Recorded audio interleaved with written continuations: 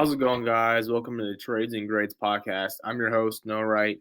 Alongside me is not Camden or Caleb today. It is my brother, Mick Wright. If you are a longtime listener of the show and you watched our, things like tight end buys maybe episode, I can't remember exactly. Sometime back in the summer, Mick's been on one time before. And so we were out a couple guys tonight. I decided to bring him in for some extra Dynasty help. And so, yeah, here is Mick. How we doing tonight, Mick? We're doing pretty good. How are you doing? I'm doing all right. For credentials' sake, Mick is a second place finisher in our home league Dynasty league. Should have been probably first place. But COVID kind of screwed him out of the championship. But, it's fantasy football. So he does know he's talking about it to a certain degree. He did kind of destroy me on a trade last year, the first trade that was ever made in our home league, which we won't really talk about. But Wow. yeah, it was a pretty bad trade. So he's pretty good at Dynasty. So, but today we are going to be talking about buys, and with the trade deadline coming up here within probably either this week or the next week for a lot of your Dynasty leagues, making those moves is going to be important. So we're going to be getting into who we think you guys should be buying. And right before this deadline, whether you're a contender or whether you're in a rebuild, we're going to hit both up. But before we get into any of that stuff, guys, please like this video, subscribe to the channel. We really would appreciate it. We've had a crazy amount of growth in the last week. We just put out a 2023 mock draft. I'll link this up here if you guys want to go watch that. But we hadn't had a video go over 100 views, and then all of a sudden we had this one go over 3,000 views. So we really appreciate it. I know we had a lot of new subscribers. So, but if you haven't subscribed, please subscribe to this video. Really appreciate it. So here we go. We'll start off with contending buys. Nick, who is your number one contending buy right now? I'm gonna go with Amari Cooper. Okay. As my number one contending buy. Amari Cooper, he's just been going off recently. I really like it. I mean, this Browns offense, there's really nobody else to throw to, so there's throwing at Amari Cooper every single time.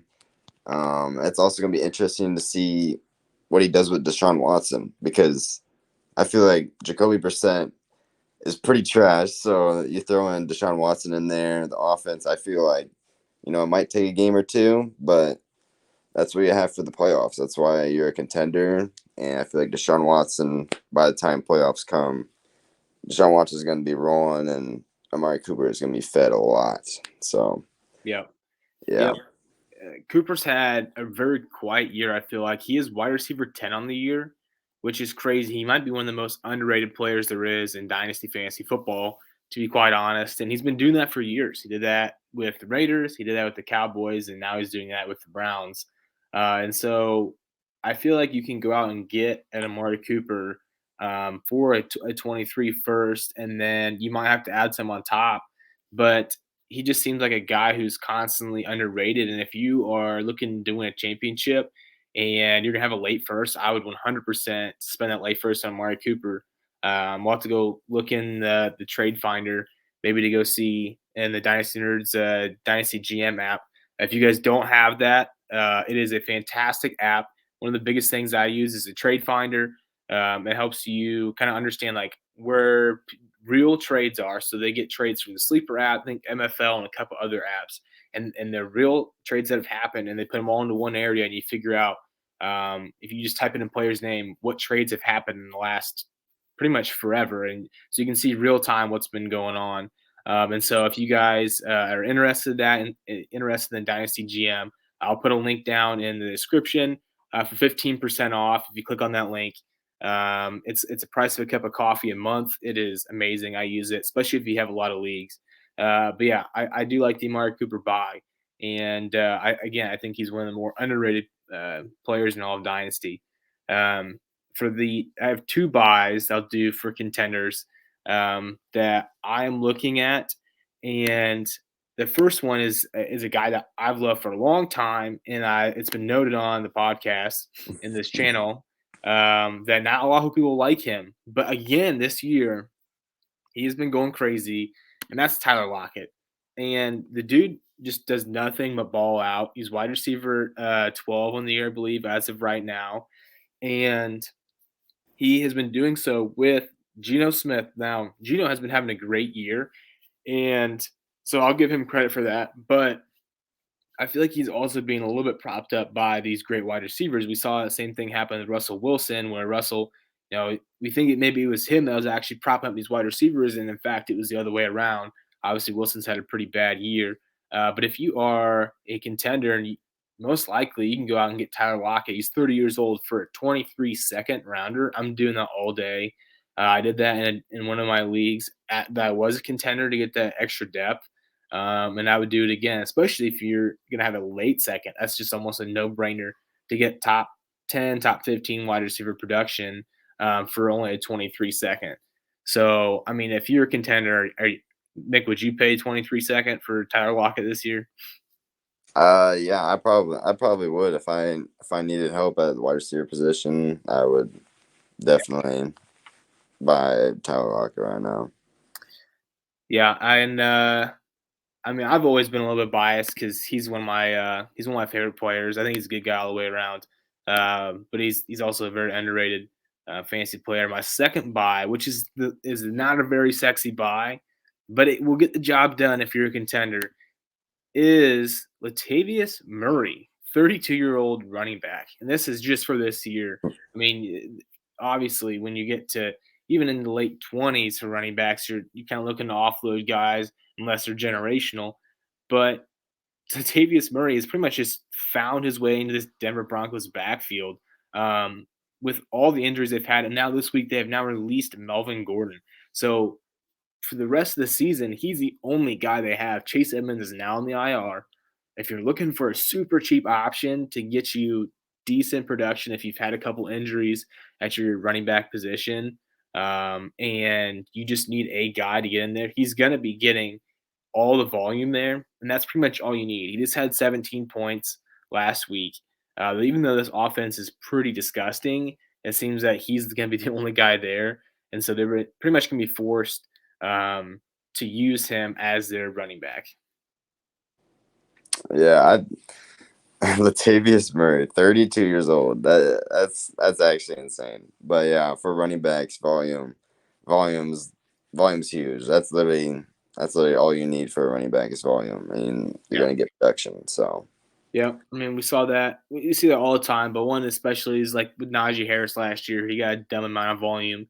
He was kind of overvalued. We talked about some on this channel early in the summer, and we've seen this year hasn't gone exactly his way.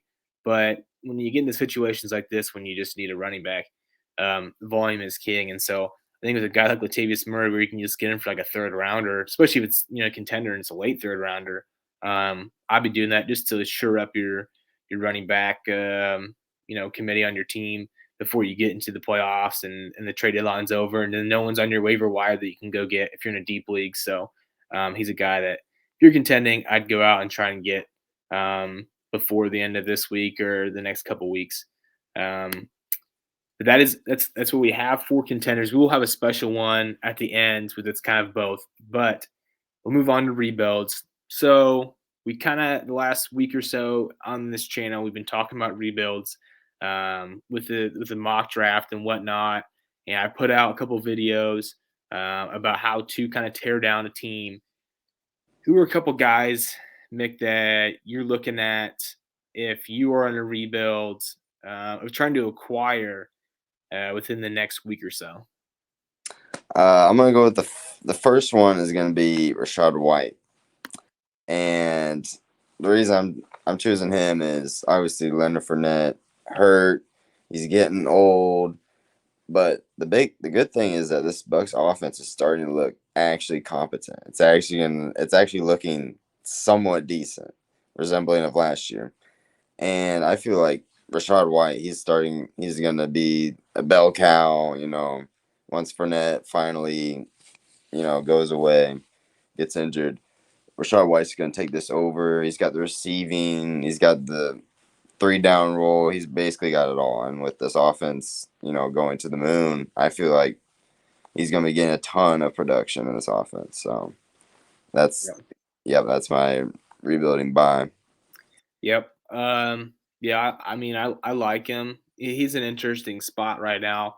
Um, he got a lot of the carries in production and their game in was it Germany, I believe, it was 2 weeks ago. And when Leonard Fournette got injured, and Fournette's never had a season where he's had played more than I think 14 games or something like that. So at some point he's gonna have a couple games where you're gonna be able to play their backup, and I feel like after this bye, a lot of times you see the rookies on the bye week right after that. And I'll get to a rookie here in a moment. They did this exact thing last year at the wide receiver position, but after their buys, they kind of get in this. They finally have a week where they can just get into the system and practice, and then after that, it's like boom, that's when they start to take off. And this might be the case for Rashad White. And so, yeah, I mean, if he comes out and he has like a 20-point game or 25-point game, his price tag is going to skyrocket. So he's one of those guys. I feel like right now is an interesting price range where you're probably not going to be able to get him for anything less than a 23 second. He was probably a 23 or a 22, like third rounder last year. You might have to pay a second. I'd probably pay a second. Um, but if you're at the same time, if you are rebuilding, it might be an early second. I don't know. It just depends on what you have. The easiest way to be able to explain to people like price ranges is with picks. So this doesn't have to be the perfect exact example, but a 23 second is something I'd be willing to pay for Rashad White at this point because I agree. I think he will begin to ascend into a better position as Fournette gets a little bit older. Um, so I will stay with the running back position. This guy is getting tossed around a little bit in our home league, sadly, which I've been trying to get him. I just can't seem to get him. But it's J.K. Dobbins. And, for J.K. Dobbins holders, they might be kind of getting sick of this injury-ridden running back for the last 2 years. And so if you have been able to hold on to him, congrats, because that's tough. But it stinks because he was such a good running back coming out of college, and really he was decent in the last 5-6 weeks of his rookie season. He really put on, and then of course he had the knee injury last year. And then he comes back and tries to play early on, says he doesn't feel right, gets it wasn't really a serious surgery, it's more of like clearing up stuff in his knee. He said he didn't feel 100%. He didn't want this. He'll be back this season at some point. He just wanted to get some stuff cleared up in his knee because something just didn't feel right. But he's going to be all right, basically at the end of the day. And so I think that was good to hear that he recognized that, was able to come back and was like, hey, like I can't do what I feel like I should be doing. This needs to be, cleaned up, obviously with the help of his doctors. And I think once he comes back, and then once he has a full off season, he's gonna be back in full force. Now you'll be getting him in the 4th year. So this is like basically you're buying him now and you're just waiting for him to kind of explode onto the scene next year. And then sometime next year, you're either going to hold them for that year or you're going to sell them for a lot more than you bought them for. And that's kind of where we're at. I mean, that's how Dynasty is. It's almost like stocks where you're trying to buy low, sell high. It's easier said than done. But this one, I really do think is a good buy. I think that he's right in an interesting area of like 23 first is probably what someone's going to want out of him. But I don't think that's quite what I want to be paying for him, even though he's probably worth it. Um, I would do it for 23 seconds in a heartbeat. I don't really know how else to get in between there. He's an interesting. You're probably gonna have to maneuver a little bit there. But yeah, so right now if I'm rebuilding, obviously you probably want picks before you want a running back with injuries. But this is just a guy in general that I think you can get on your team. You can give up some older assets, and you could probably get a J.K. Dobbins. In all honesty, you could probably get a Tyler Lockett, trade him, and may be able to get a J.K. Dobbins. You might have to give a little plus, but I think that might be a possibility. Yeah, with J.K. Dobbins, I feel like his price isn't going to be any lower than it is right now. It's only going to go up. And with this Ravens offense, you see these Ravens running backs right now with production. They're using several different running backs, but Jacob Dobbins is a bell cow running back. He's going to be taking up all of it. And you see his production over the years. He's averaging like over 5 yards a carry, and his rookie year, and it's insane watching. Like Yep. it's He was great. very explosive. Yeah. All right. Who's your final rebuilding buy? We're gonna go with Isaiah Pacheco. He is going to be my last rebuilding running back, and the reason I'm choosing him, not very many people are high on him because Kansas City running backs, they're like, oh, they get no production. But you've seen over the last 2 games, 16 carries, 15 carries. This guy's averaging 6-7 yards per carry. These defenses, they're worrying so much about the passing that they're not expecting the rushing. And this guy, he's just taking it over. He's so explosive. And obviously, you put anybody on the Kansas City offense, they're gonna explode. And I feel like this guy is, for rebuilding, is Isaiah Pacheco.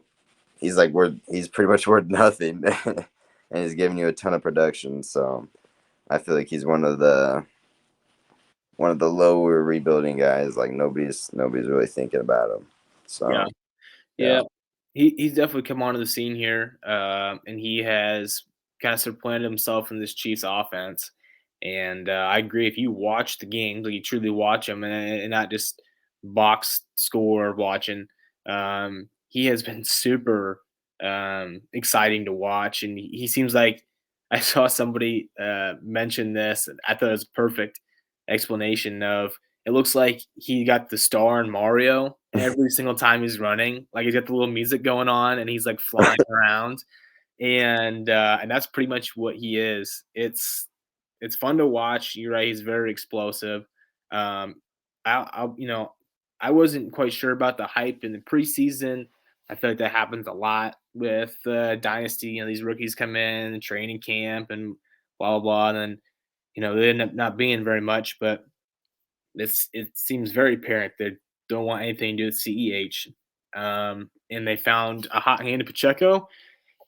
And so, yeah, I think that at this point, he looks like the lead back. And I will say I am a little nervous about this next draft class with all the running backs. I hope he doesn't get replaced, but you're right in the fact that he's probably not worth a whole lot right now.